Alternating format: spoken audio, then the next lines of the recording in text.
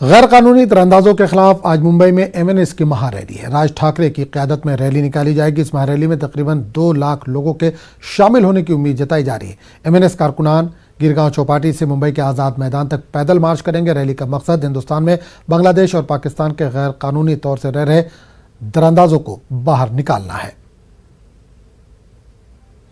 और इस पूरे मामले पर बात करने के लिए हम सीधे रुख करेंगे मुंबई के, जहां से नुमाइंदे अमित राय इस वक्त फोन लाइन के जरिए जुड़े हैं।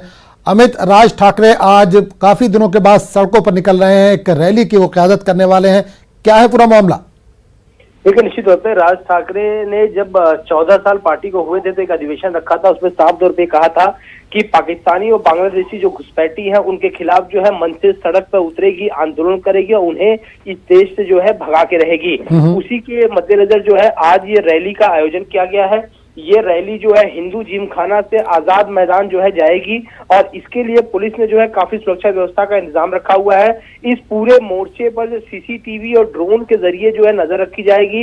Rapid action force, quick response team, local arms force, rights control team और SRPF टीम के अलावा 600 से ज्यादा पुलिसकर्मी भी जो है यहाँ मौजूद रहेंगे और सबकी नजर जो है इस मोर्चे पे रहेगी। कहीं कुछ अव्यवस्था ना हो, कहीं कुछ ऐसी स्थिति ना बिगड़े जिससे संभालना जो है मुश्किल हो जाए। तो लॉ एंड ऑर्डर को बरकरार रखते हुए जो है पूरी तरीके से सुरक्षा व्यवस्था चाक चौबंद है।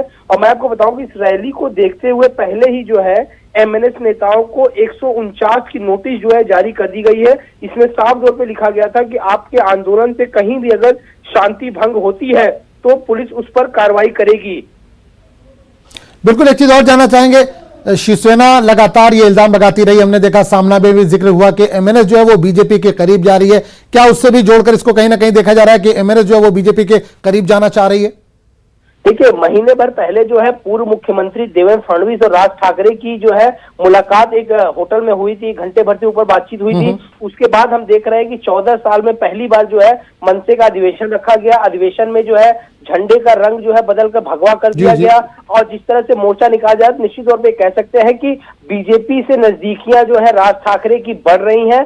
और मैं आपको बताऊं कि ये जो घुसपैठियों का मुद्दा है इस पर भी शिवसेना ने तंज कसा था और ये कहा था कि बाला साहब ठाकरे ने ये मुद्दा पहले उठाया था और शिवसेना का ये मुद्दा है, कोई इस मुद्दे को हाईजैक न करे। तो बांग्लादेशी और पाकिस्तानी घुसपैठियों को रोकने के मामले पर राजनीति भी शुरू हो गई है। अब देखना ये होगा कि जिस मोर्चे की तैयारी आज की गई है कितने लोग उसमें शामिल होते हैं, क्योंकि महाराष्ट्र भर से सारी इकाइयों को जो है बुलाया गया था और ये कयास लगाए जा रहे हैं मनसे की तरफ से कि लाखों लोग जो है इस मोर्चे में जुटेंगे। अब देखना ये होगा कितने लोग जुटते हैं, लॉ एंड ऑर्डर व्यवस्था जो है किस तरह से बनी रहती है और जिस मुद्दे को लेकर राज ठाकरे अपनी खोई हुई राजनीतिक जमीन तलाशने में लगे हैं, क्या वो उस जमीन को पा पाते हैं या फिर ये मोर्चा जो है विफल साबित होता है? बिल्कुल, एक चीज और जानना चाहेंगे अमित, क्या इस दौरान कोई ज्ञापन दिया जाएगा राष्ट्रपति को या गवर्नर को, इस तरह की कोई जानकारी मिल पा रही है?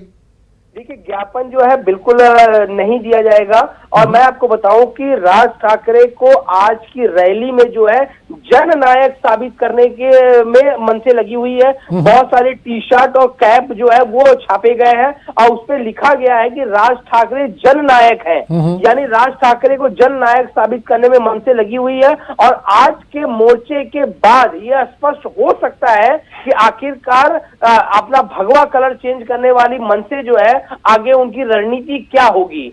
चलिए अमित, बहुत बहुत शुक्रिया इस तमाम जानकारी के लिए।